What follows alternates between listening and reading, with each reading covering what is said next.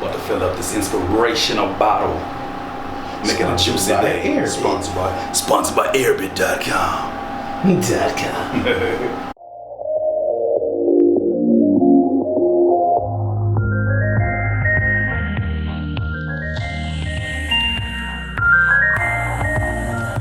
Rappers and producers, we are live, baby. Oh, we live, baby.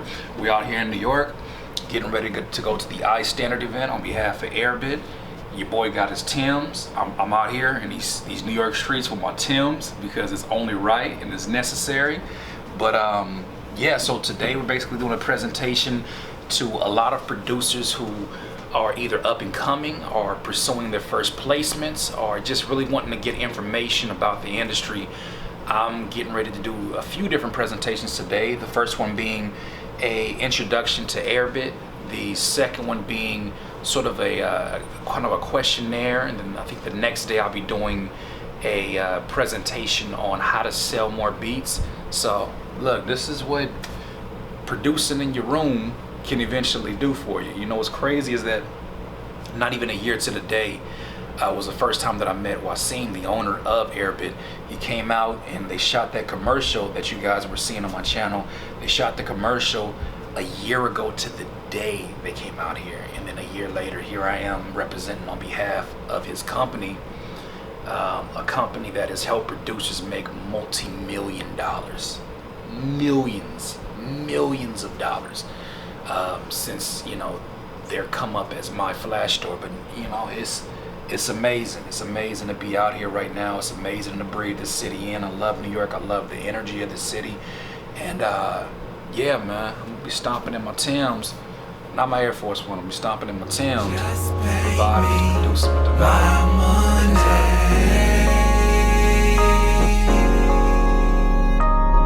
Give me 50s and big face, honey. How you doing today? Good, thank you.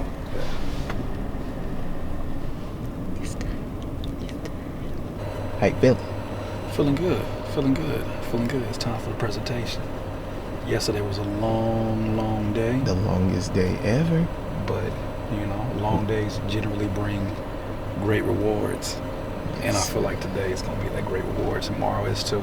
Getting ready to talk to a bunch of young producers who are all hopefully eager to learn and looking for the information that they want. Some want to get placements. Some have no idea about the online business. And that's New York.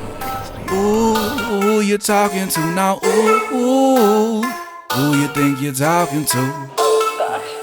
Hey, who you talking to? I assume that you think I'm a newbie. I think that you think I'm a rookie. Well, maybe you think as I'm smiling, I'm just happy to be in this movie. So Curtis King, producer for a lot of major artists. He's representing for Airbit. I'm sure he's gonna give you guys a rundown of who he is. Do me a favor, get up my man Curtis King.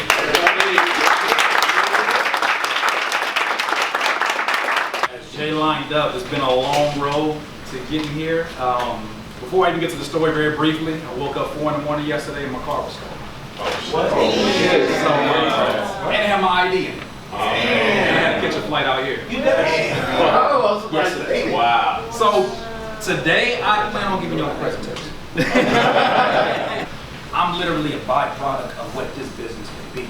You know, when I first started off, I was producing for the very first placement I got was some rapper named K-Dot. Oh, good, right? At the time, it was K. You heard him? He might have blown up with something, right? Yeah, right.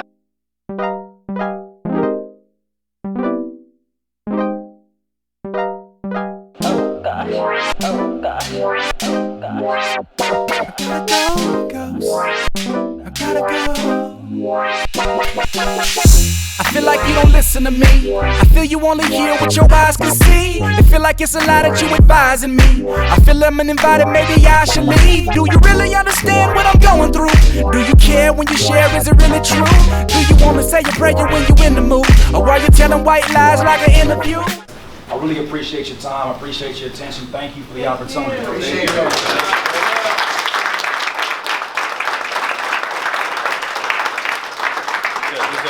I'm doing this now. Like, you know, where it wasn't a hobby, this is my life? Well, I mean, from the very beginning stages, I knew that this was going to be something that had the potential to give me the freedom, but I was in an environment where this type of job title didn't make sense to my parents. It made sense to individuals around me. They're like, "What are you doing there with your headphones? You gonna make $1 million in there, really?"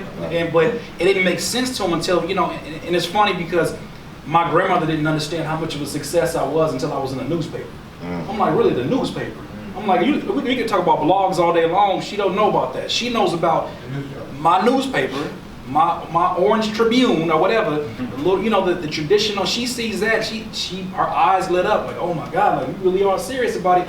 But really, in the initial stages, I was always hungry for information. But what I had, was I thought was a lack of resources. Then I read somewhere where they said, starting off in any new business, your problem is not a lack of resources, it's a lack of being resourceful, right?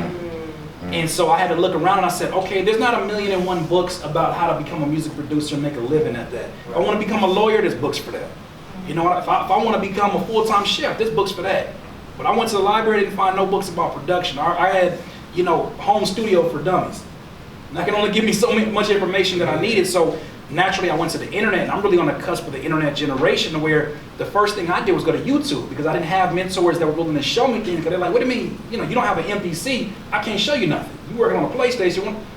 Even on top of that, there's no books for PlayStation producers either. So I had to figure out, say, okay, I'm gonna be more resourceful. How can I do that? I jumped on YouTube. At the time, there was only one guy that was giving out information about FL Studio tutorials. I transitioned to FL Studio. It's a guy named, I think it's Juarez Beats or War Beats. And he was one of the first people that you saw giving on-screen tutorials about how to use this. I literally learned step by step, okay, this is how I sample. Okay, this is how I chop. Then I would go back and I would listen to my textbooks, AKA my favorite producers from the Ninth Wonders, and I would look at Jay Dilla and I would say, okay, this is the way that they're chopping. How can I emulate that? One of my mentors, Tay Beast, he told me, he said, initially, what I think you should do, find your favorite beat, loop the most interesting section, copy everything until you hate something.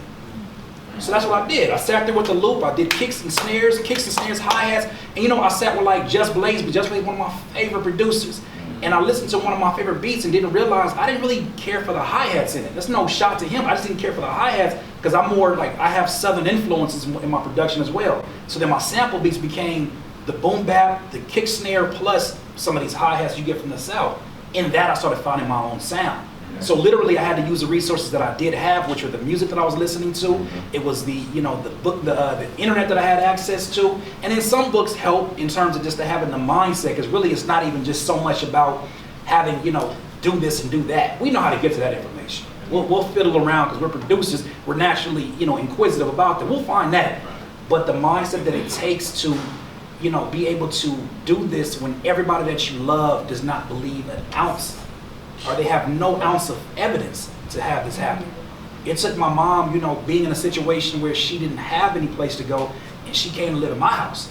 But it's like, I'm coming to live in my son's house, and he's making this, he's supporting this off of him selling beats across the world.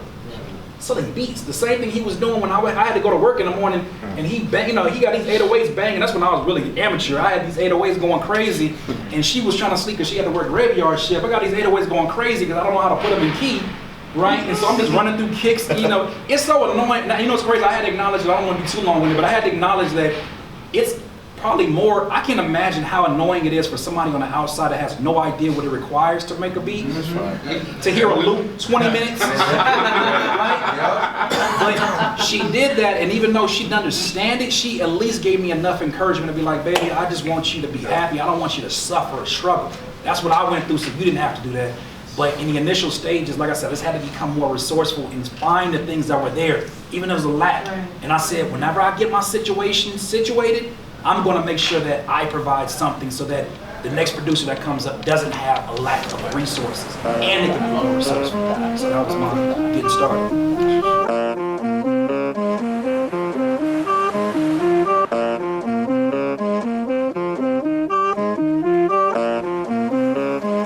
Rocking the ball like I need.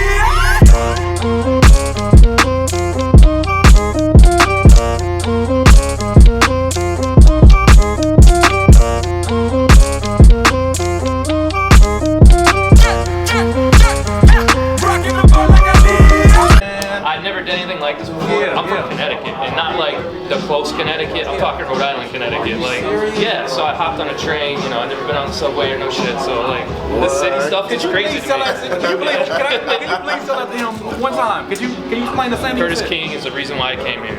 No shit. And where did you travel from? Connecticut, like far Connecticut though, Rhode Island, Connecticut, like where the casinos are, that's where I live. And you're familiar with, from the YouTube video? Yeah. I watch them every morning, download them on the YouTube Red shit. You, Gary V, you know, I got like a whole playlist, some Tony Robbins in there. Yeah, I'm open to run into Gary V. So you gotta keep that list. You gotta keep that list. That's the perfect list. Like, I didn't even know shit like this existed. What I learned is that that's the beautiful thing about just putting it out there, is that you put it out there, you're gonna attract some bad attention because some people don't understand what you're doing, but for the most part, you're attracting people who are like, this, I want more out of my career. I want to learn more. I want to be in an environment where everybody here wants to learn. You know, those don't exist everywhere, but there's people who want to have access to it. Whether they live in a state where, you know, it's almost laughable for some kind of like hip-hop media like this to go, you know, they still need to be serviced. So I think that's why they have gone to YouTube, because it's like, well, if I can't have a session in my city, I can have it on my tablet. That was amazing. Let me tell you, like, this is amazing.